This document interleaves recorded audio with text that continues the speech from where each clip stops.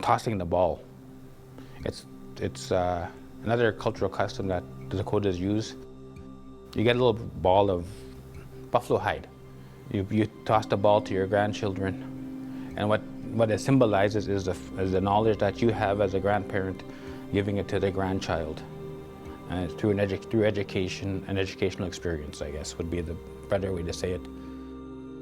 In traditional times, Braveheart societies were made up of women, where they would go into the fields after a war, or anytime there was relatives that were hurt, they would be the ones to go out and retrieve the bodies of those that were killed in battle, or else if they were wounded.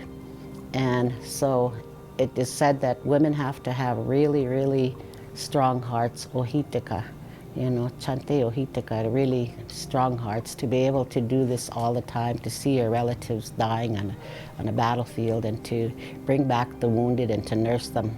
So that was their society. So all our sun dances in teepees, sweat lodges, were hidden in a bush.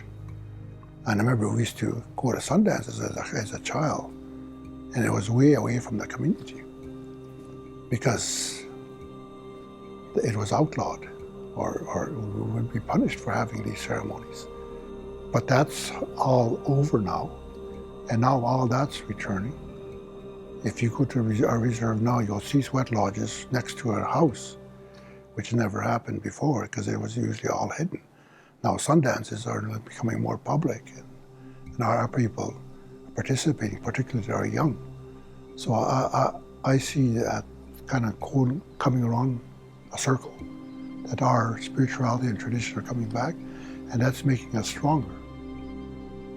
So for us, faith was a way of life. It was something that was ingrained in us every day, from when the sun comes up to the sun goes down.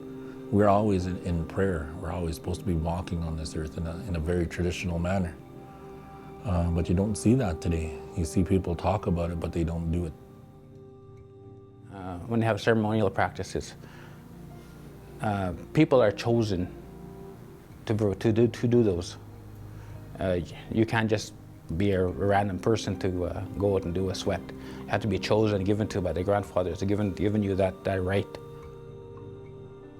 Dakota Ishnati ceremony, the women's ceremony, that is one of our longest solidarity ceremonies that we have.